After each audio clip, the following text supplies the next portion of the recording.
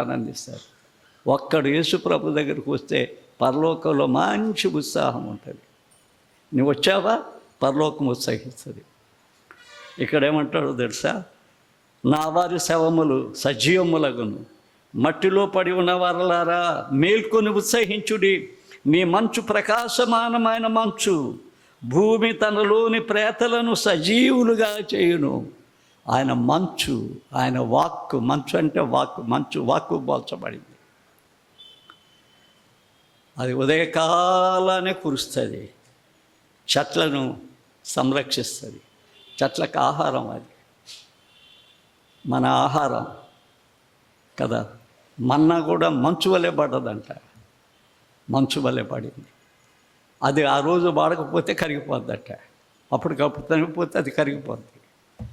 దాన్ని ఒకవేళ బస్తాలో కట్టి దాచిపెట్టుకుంటే అది తెల్లారి చూస్తే నీళ్ళు అయిపోయి ఉంటుంది.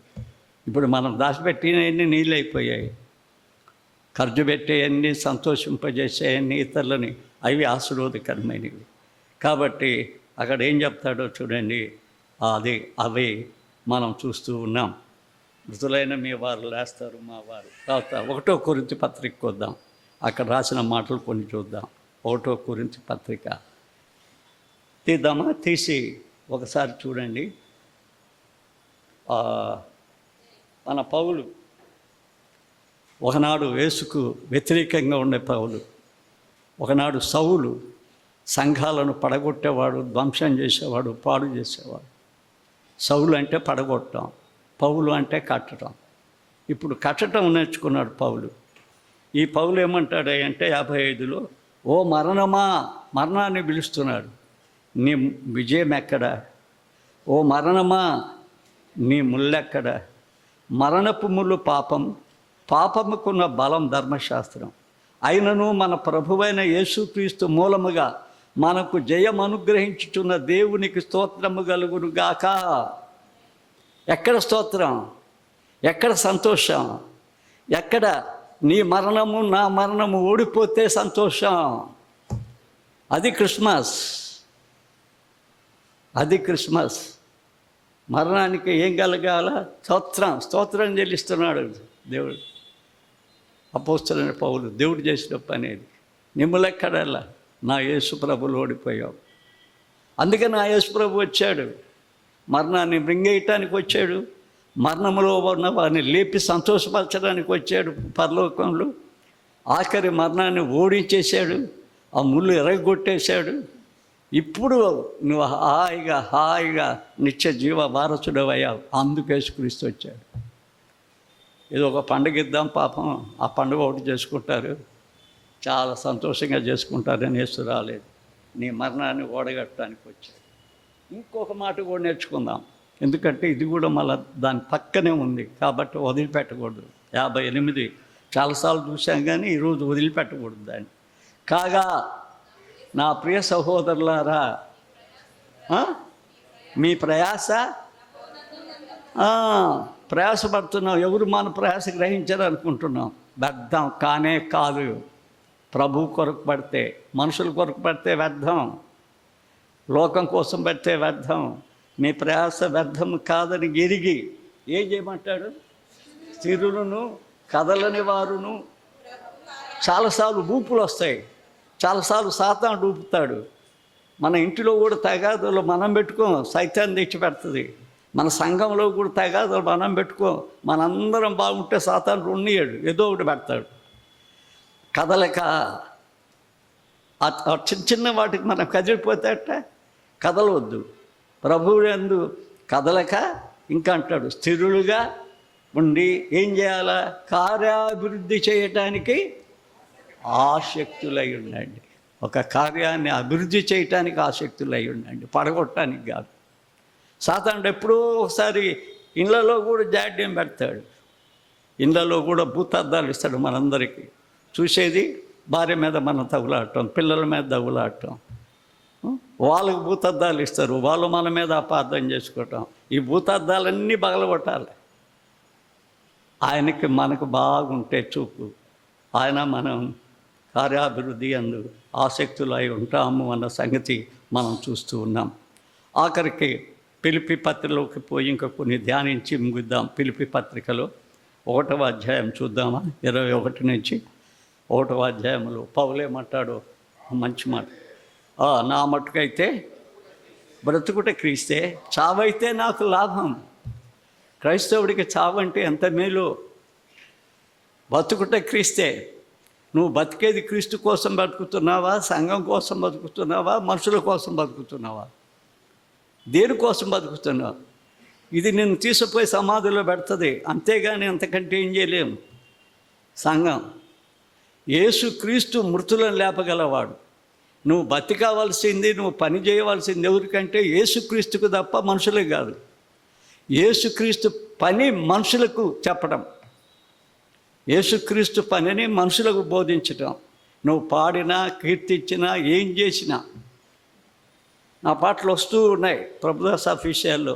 చాలామంది నాకు ఫోన్ చేస్తున్నారు, మీ పాటలు మాట్లాడుతున్నాయండి మాతో అని చెప్తున్నారు. సంతోషిస్తున్నాను. అందులో మెసేజ్ ఉంది,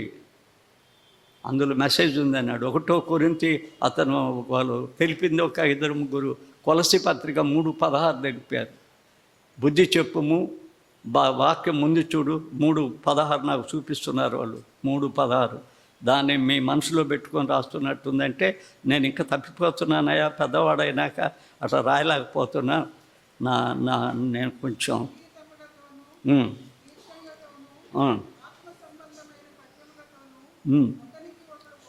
బోధించుకొనుచు, బుద్ధి చెప్పుకొనుచు, కృపాసహితముగా. ఇప్పుడు అది ఒప్పుకోవటంలే. ఇప్పుడు ఆమోసు గ్రంథం 6లో ఉన్నది. పిచ్చి పాటలు దావి దిగినట్టు ఎగరటమంట. ఇంటికి పోయి చూడండి, ఆమోసు గ్రంథం 6వ అధ్యాయంలో అంత్య దినాలలో వచ్చాయి, అట్టున్నాయి అని చెప్తూ ఉంటారు. కాబట్టి మనం ఏం చేయాలంటే క్రీస్తును చూపించడానికి ప్రయత్నం చేయాలి.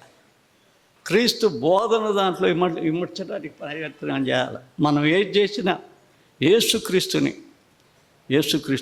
ఎందుకంటే సాతానుడు ప్రతి నిమిషము నన్ను కూడా పడేయాలనుకుంటాడు. వాడు చచ్చిపోయిన మనల్ని ఎవరిని వదలడాడు. ఏడ సందు దొరికితే ఆడ వచ్చేయాలనుకుంటాడు. జాగ్రత్త బిడ్డలారా, ఆ సందులో పడిపోగాకండి, కుటుంబాలను పడగొట్టుకోగాకండి. ఎందుకంటే వాడు చాలా కష్టమైన వాడు ఎంత క్రూరుడో నాకు తెలుసు. నా జీవితంలో వాడు ఎంత పోరాడాడో తెలుసు. అంత క్రూరుడు వాడు. కాబట్టి బిడ్డలారా, చూసారా, నా మట్టుకైతే బ్రతుకుట క్రీస్తు, సావైతే నాకు లాభం. ఇంకా ఏమంటాడో చూడండి. ఇంకా చూస్తారా 1 నుంచి. క్రీస్తు సావైతే లాభం, అయినను శరీరముతో నేను జీవించుటయే నాకు పనికి ఫలసాధనమైన ఉన్న ఎడలా నేనేమి కోరుకుందును నాకు తోచలేదు.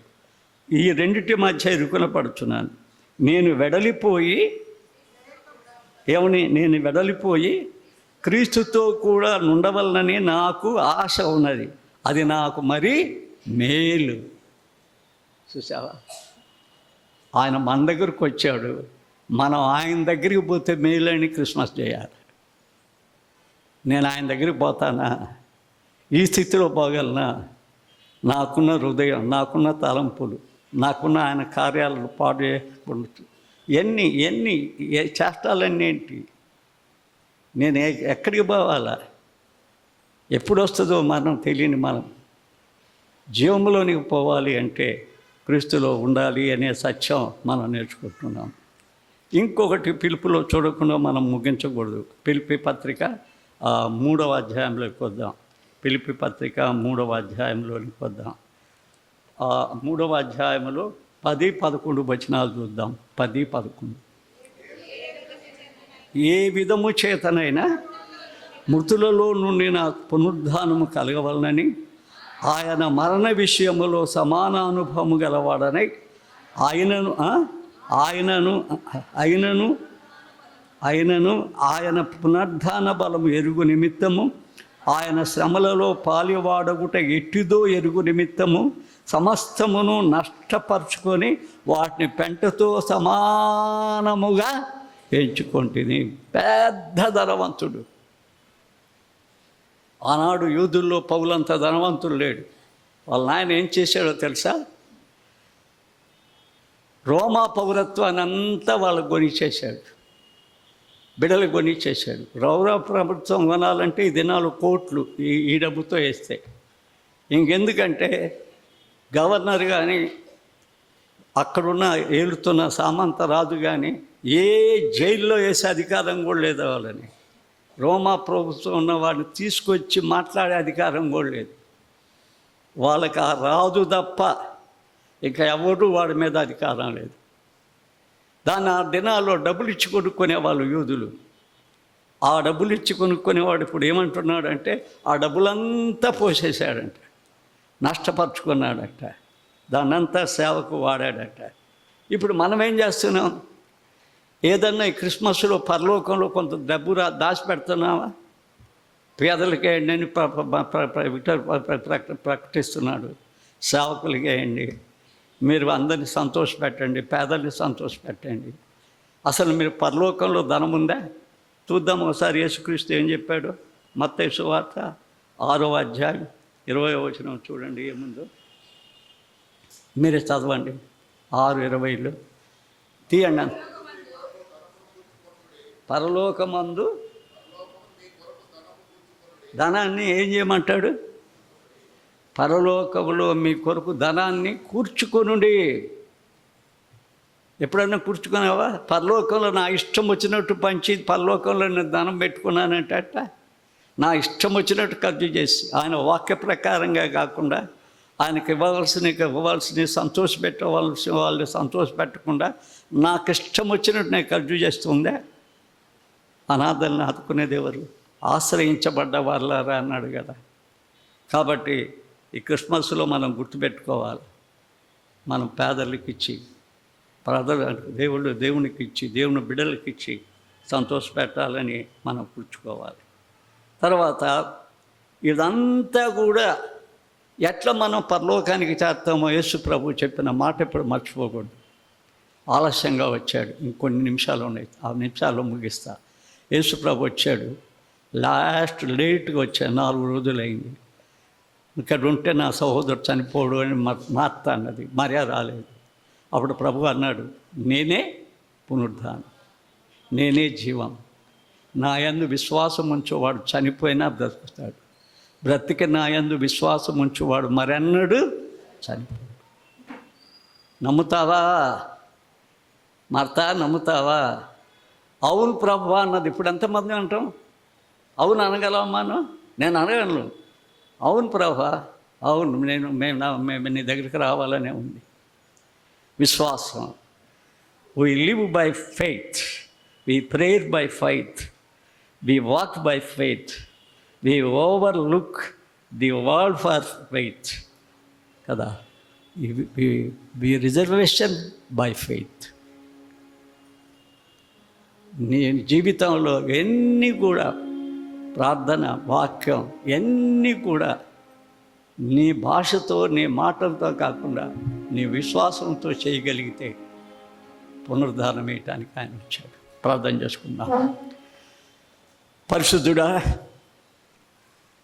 నీవెందుకు వచ్చింది తెలియకుండా మేము క్రిస్మస్ ఆరాధించితే కొంత లోపం ఉంది. అందుకోసమే క్రిస్మస్ గురించి చెప్తూ ఉన్నాం. మళ్ళా రేపు చెప్తాం, దూతలు చెప్తాం, నక్షత్రాలు వస్తాయి, అన్నీ వస్తాయి.